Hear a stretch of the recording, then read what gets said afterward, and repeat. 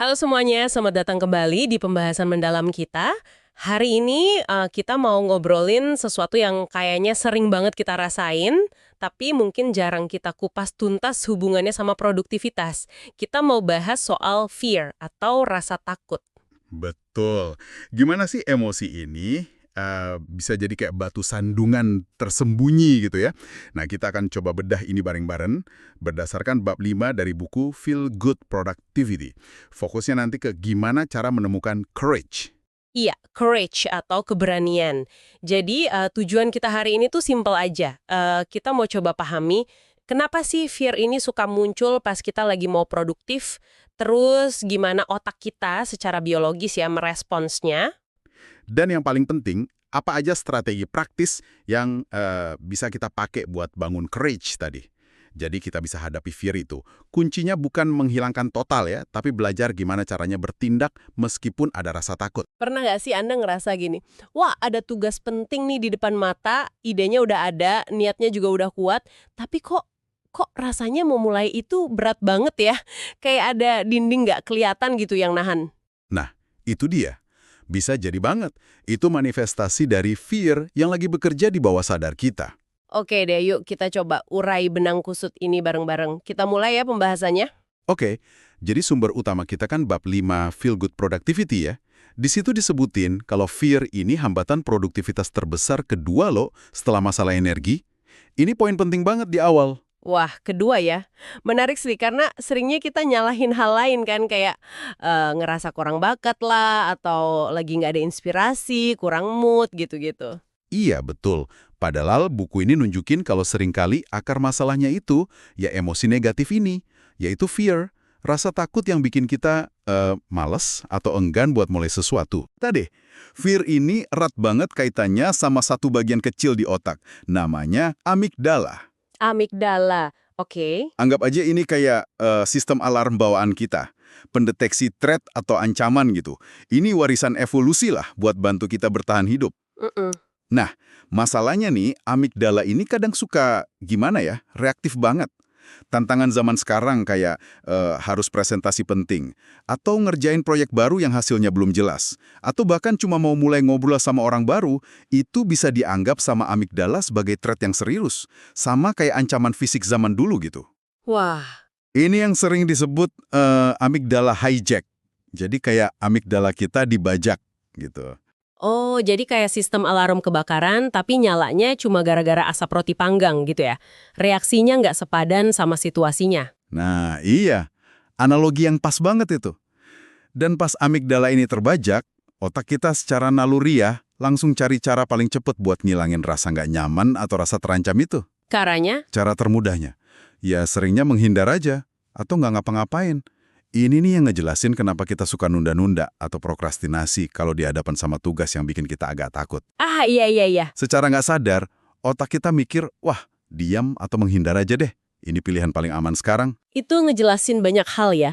Kenapa kadang kita tahu banget harusnya ngerjain laporan, malah berakhir nonton video aneh-aneh di internet. Itu cara otak kita lari dari thread sesaat itu ya. Bisa jadi begitu. Nah, buku ini nawarin kerangka yang cukup jelas buat ngadepinnya. Ada 3 strategi utama. Kenali fear Anda, terus reduce intensitasnya, dan yang terakhir, overcome fear itu. Oke, kenali, reduce, overcome. Kita bakal bedah satu-satu nih. Yuk, mulai dari yang pertama. Kenali fear Anda. Iya, langkah paling dasar ya ini. Memahami musuh kita ini dulu. Ada pepatah, tak kenal maka tak sayang. Tapi kalau ini mungkin tak kenal maka takluk kali ya. Haha, bisa jadi. Mengenali dan ngasih nama ke apa yang kita takuti, itu langkah awal banget buat bisa ngendalinnya. Ibaratnya, kita jadi tahu siapa yang lagi kita hadapi. Di buku ini ada eksperimen menarik, namanya memberi label emosi atau the emotion label. Contohnya dari studi ke orang yang arachnofobia, takut banget sama laba-laba. Oh, oke. Gimana tuh? Jadi partisipannya diminta buat secara sadar ngomongin perasaan mereka pas lihat laba-laba. Misalnya bilang, saya ngerasa cemas nih, agak jijik juga lihat laba-laba ini gitu. Terus hasilnya? Hasilnya, ternyata kelompok yang melakukan ini, yang melabeli emosinya, itu ngelaporin kalau mereka ngerasa lebih bisa ngontrol diri, intensitas fear-nya juga berkurang dibanding kelompok yang diam aja atau nggak melabeli emosinya. Cuma gara-gara ngasih nama. Nah, ini yang menarik. Apa sih yang sebenarnya terjadi di otak pas kita ngelakuin itu? Proses ngasih nama ke emosi ini secara psikologis dikenal sebagai affective labeling. Ternyata ini bisa nenangin aktivitas amigdala tadi.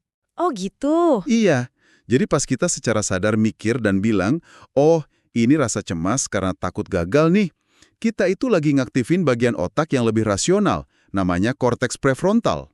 Hmm, Nah, ini bantu kita jadi lebih sadar diri, self-aware, terus ngurangin kecenderungan buat mikirin ketakutan itu terus-terusan, ruminasi ya. Dan akhirnya kita jadi bisa proses emosi itu dengan lebih jernih. Jadi tindakan simpel ngasih nama ke perasaan itu bisa ngubah respons otak kita loh. wah, praktis banget ya. Jadi buat Anda nih yang lagi dengerin, kalau lagi ngerasa pengen nunda sesuatu, coba deh berhenti bentar. Tanya ke diri sendiri, perasaan apa sih ini sebenarnya yang bikin malas mulai? Iya, tanya gitu.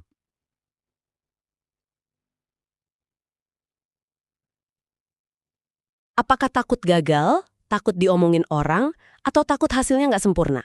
Terus coba gali dikit lagi. Ini fear spesifik ini datangnya dari mana ya kira-kira? Cuma proses identifikasi sama ngasih label ini aja udah bisa bikin kita sedikit lega dan mikir lebih jernih. Betul. Nah, selain melabeli emosi yang muncul saat itu, ada aspek lain nih di strategi kenali fear Anda. Ini ada kaitannya sama label identitas atau di identity label. Ini lebih ke gimana kita ngelihat diri kita sendiri secara keseluruhan.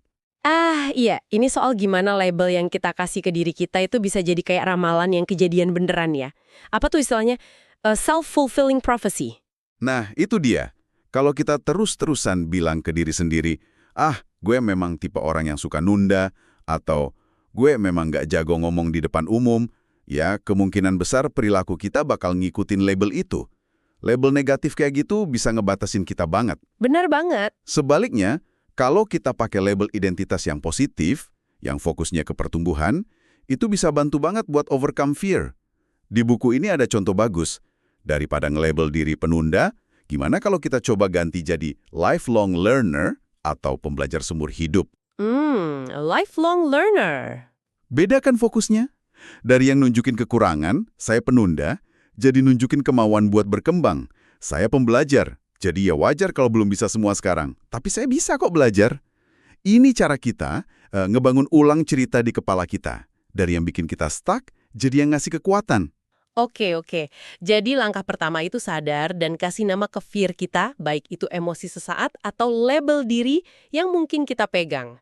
Nah, sekarang gimana caranya biar fear yang udah kita kenali ini nggak terlalu berkuasa? Kita masuk strategi kedua ya, reduce intensitas fear Anda. Soalnya kan seringkali rasa takut yang kita rasain itu kayaknya jauh lebih gede dan serem daripada kenyataannya. Iya, sering banget gitu. Disinilah konsep cognitive reappraisal atau penilaian ulang kognitif itu jadi penting. Ini proses mental di mana kita secara sadar ngubah cara kita ngeliat atau nangkap suatu situasi biar dampak emosi negatifnya berkurang. Intinya sih, cari sudut pandang yang lebih seimbang, lebih realistis. Nah, salah satu alat praktis yang ada di buku ini namanya aturan 10-10-10 atau the 10-10-10 rule. Cara kerjanya simple sebenarnya. Pas lagi cemas atau takut soal sesuatu, misalnya takut presentasi besok bakal kacau balau, coba tanya 3 pertanyaan ini ke diri sendiri. Oke, apa aja tuh? Pertama, apakah hal ini, misalnya presentasi yang agak kurang lancar, bakal kerasa penting banget dalam 10 menit setelah kejadian? Ya mungkin masih kerasa dikit lah ya. Kedua, gimana dalam 10 minggu dari sekarang? Apakah dampaknya masih segede itu? Kemungkinan besar sih udah jauh berkurang ya. Iya juga ya. Terus yang ketiga, gimana nanti dalam 10 tahun ke depan? Apakah kejadian ini masih bakal relevan atau diingat? Wah, hampir pasti nggak sih? Nah, kekuatan aturan ini tuh di situ. Dia ngasih kita perspektif waktu. Pas kita ngebayangin diri kita di masa depan, seringkali kita baru sadar kalau banyak kegagalan, atau kesalahan, atau kecemasan yang rasanya gede banget sekarang, itu sebenarnya sifatnya cuma sementara. Dampaknya terbatas. Benar. Hal itu kemungkinan besar nggak akan nentuin hidup kita selamanya lah. Kesadaran ini bisa efektif banget buat ngempesin balon fear yang lagi gede-gedenya sekarang.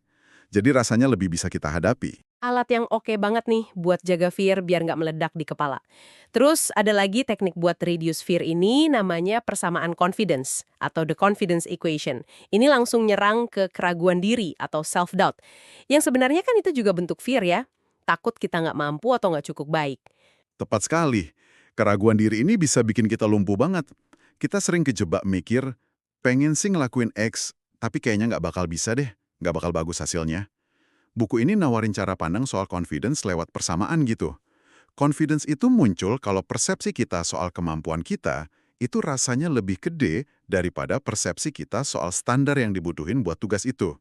Oh, jadi kalau kita ngerasa standarnya ketinggian atau kemampuan kita kerendahan ya wajar kalau jadi nggak pede ya? Persis. Dan solusi praktis yang ditawarin buku ini menurut saya cukup membebaskan loh. Jadi daripada kita nunggu sampai ngerasa 100% confidence buat mulai sesuatu, yang mana mungkin nggak akan pernah datang ya rasa 100% itu. Iya, susah banget itu. Coba deh tanya pertanyaan yang beda ke diri sendiri. Sebenarnya tingkat confidence minimal berapa sih yang gue butuhin cuma buat mulai langkah pertama ini aja? Seringkali jawabannya jauh lebih kecil dari yang kita kira loh. Mungkin cuma butuh 50%, 30%, atau bahkan 10% keyakinan buat sekedar nyoba. Kita suka masang standar confidence ketinggian ya buat sekedar mulai. Sering banget. Kita nggak butuh confidence sempurna buat ngambil langkah awal itu. Kuncinya cuma mulai aja. Sekecil apapun tindakannya. Ingat prinsip di buku ini. Kemajuan itu ngalahin kesempurnaan. Oke, progress over perfection. Dan yang menarik, confidence itu seringkali malah tumbuh sebagai hasil dari tindakan kita. Pas kita mulai gerak, terus lihat ada kemajuan dikit, nah baru deh confidence-nya ikut naik. Bukan kebalikannya. Nunggu confidence datang dulu, baru berani bertindak. Sip, sip. Oke, jadi kita udah bahas cara kenali fear dan cara reduce intensitasnya. Tapi kan ada kalanya kita ketemu tugas atau situasi yang rasanya benar-benar bikin jiper ya, yang bikin pengen lari aja rasanya. Nah, buat situasi kayak gini, mungkin cuma kenali dan reduce saja belum cukup. Disinilah kita perlu masuk ke strategi ketiga, overcome fear Anda. Ini soal gimana kita bisa secara aktif bangun courage buat tetap bertindak. Nah, bagian ini nih yang seru banget. Ya, fokus strategi ketiga ini lebih ke gimana kita bisa tetap maju, meskipun fear itu masih ada. Bahkan mungkin masih kuat rasanya. Psikologis yang namanya spotlight effect atau efek lampu sorot. Spotlight effect, gimana tuh? Jadi kita ini cenderung suka ngelebih-lebihin seberapa besar perhatian orang lain ke kita, ke tindakan kita, penampilan kita, apalagi ke kesalahan kita. Rasanya kayak ada lampu panggung sorot gitu yang ngikutin kita terus kemana-mana. Padahal kenyataannya gimana? Ya kebanyakan orang itu terlalu sibuk sama pikiran mereka sendiri, sama urusan mereka sendiri, buat benar-benar merhatiin kita sedetail yang kita bayangin. Iya juga sih. Buku ini nyaranin sebuah pola pikir yang mungkin kedengarannya agak nyelekit ya, tapi bisa bikin kita lega banget. Pola pikir, no one cares.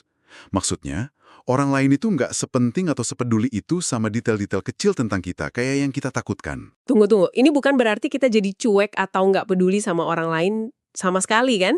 Oh tentu bukan. Ini lebih ke pemahaman yang realistis saja soal dinamika sosial. Pas kita sadar kalau tingkat pengawasan atau penilaian dari orang lain itu jauh lebih rendah dari yang kita kira, itu bisa jadi pembebasan yang luar biasa loh. Gimana tuh? Ya, ini bisa ngurangin banget kecemasan sosial kita. Takut dihakimi, takut bikin malu diri sendiri. Akhirnya kita kayak ngasih izin ke diri sendiri buat lebih berani nyoba hal baru, atau ngomongin pendapat kita, bahkan ngambil resiko bikin salah. Karena ya, kemungkinan besar orang lain bakal cepet lupa juga kok. Perspektif yang menarik ya, bisa ngurangin beban pikiran banget. Oke, nah sekarang kita sampai di eksperimen terakhir yang namanya unik banget. Efek Batman atau The Batman Effect. Ternyata ini bukan cuma nama keren doang ya. Bukan. Haha. Ini istilah buat teknik psikologis yang pakai alter ego atau persona lain buat bantu kita overcome fear dan ningkatin performa. Bener banget. Ada penelitian menarik di buku ini, dilakuin ke anak-anak. Jadi anak-anak ini diminta ngerjain tugas yang agak ngebosenin. Sebagian diminta ngebayangin diri mereka jadi karakter pahlawan, kayak Batman gitu. Terus? Hasilnya, kelompok Batman ini nunjukin tingkat kontrol diri, fokus, sama ketekunan yang lebih baik dibanding kelompok anak yang diminta mikirin diri mereka sendiri, atau kelompok kontrol lain. Seolah-olah, dengan jadi Batman, mereka bisa ngakses kekuatan dalam diri kayak ketahanan atau courage yang mereka rasa nggak mereka punya sebagai diri sendiri. Wah, keren banget. Dan ini kayaknya nggak cuma buat anak-anak ya. Buku ini ngasih contoh nyata yang kuat banget dari dunia selebriti. Iya, contoh yang sering banget disebut itu penyanyi Adele. Di awal karirnya kan dia terkenal banget demam panggungnya parah. Oh iya, pernah dengar. Nah, buat overcome fear-nya tampil depan ribuan orang itu, dia nyiptain alter ego namanya Sasha Carter. Persona ini digambarin lebih berani, lebih pede, pokoknya nggak kenal takut deh di panggung. Sasha Carter ya namanya. Iya, dengan secara sadar ngaktifin Sasha Carter ini sebelum naik panggung, Adele bisa tampil bagus banget, padahal dirinya sendiri lagi gugup setengah mati. Ini contoh kuat gimana kita bisa secara sadar minjem kekuatan, courage, atau kualitas lain dari persona yang beda. Bisa tokoh fiksi, idola kita, atau bahkan versi ideal diri kita sendiri buat ngadepin situasi yang rasanya bikin takut.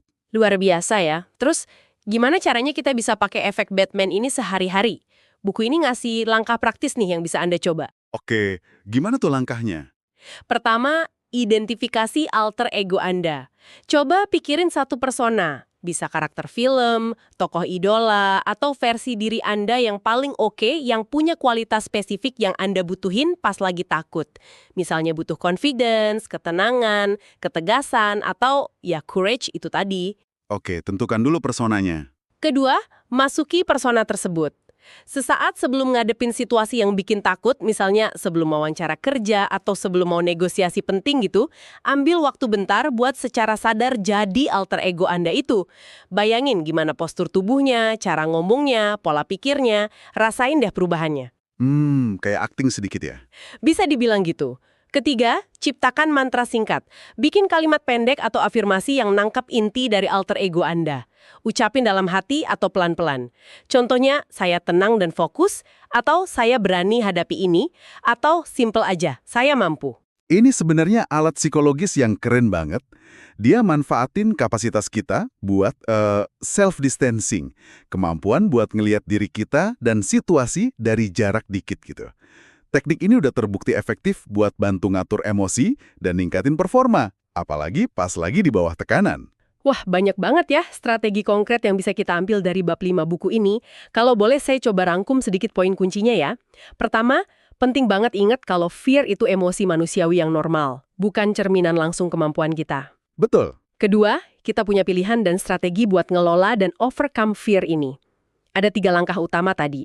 Kenali fear Anda lewat label emosi dan identitas, terus reduce intensitasnya pakai aturan 10-10-10 dan persamaan confidence, dan yang terakhir overcome fear. Itu biar bisa tetap bertindak dengan berhenti terlalu mikirin sorotan orang lain dan coba pakai efek Batman atau alter ego. Dan yang paling dasar mungkin ya, pemahaman kalau ngembangin courage itu kuncinya. Bukan cuma buat produktivitas lebih baik, tapi juga biar kita ngerasa lebih enak aja gitu secara keseluruhan pas kerja atau ngejar tujuan. Iya, setuju. Penting banget nih buat ditegasin lagi. Courage itu bukan berarti nggak ada fear sama sekali loh.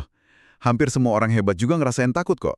Courage itu kemampuan buat tetap jalan, tetap bertindak meskipun fear itu ada. Nah, Kabar baiknya, ini bukan sifat bawaan yang nggak bisa diubah, tapi lebih kayak otot mental yang bisa dilatih dan dikembangin terus seiring waktu, dengan latihan yang konsisten. Jadi, ya penting buat sabar dan baik sama diri sendiri lah selama proses ini. setuju banget. Nah, setelah kita bahas panjang lebar ini, apa artinya buat Anda secara pribadi? Sebagai penutup nih, saya mau kasih satu pertanyaan reflektif terakhir yang terinspirasi dari efek Batman tadi. Boleh, silakan. Coba deh renungkan sebentar. Kalau Anda bisa minjam satu aja kualitas dari alter ego Anda, mungkin versi diri Anda yang paling confidence, paling tenang, paling berani, atau paling fokus, buat ngadepin satu tugas spesifik yang selama ini Anda hindari gara-gara fear, kualitas apa ya itu kira-kira? Satu kualitas ya. Dan yang lebih penting lagi nih, gimana caranya Anda bisa mulai nerapin kualitas pinjaman itu dalam tindakan nyata? Mungkin dalam langkah kecil aja dulu. Bahkan mungkin dalam 10 menit ke depan setelah selesai dengerin pembahasan ini. Wah, pertanyaan yang bagus banget itu. Buat memicu refleksi dan langkah nyata ya. Iya, oke deh. Terima kasih banyak ya sudah menyimak pembahasan mendalam kita kali ini. Semoga strategi-strategi dari Feel Good Productivity ini bisa bantu Anda semua nemuin courage Anda sendiri buat overcome fear dan meraih produktivitas yang nggak cuma efektif, tapi juga rasanya lebih enak, lebih memuaskan. Sampai jumpa di pembahasan berikutnya.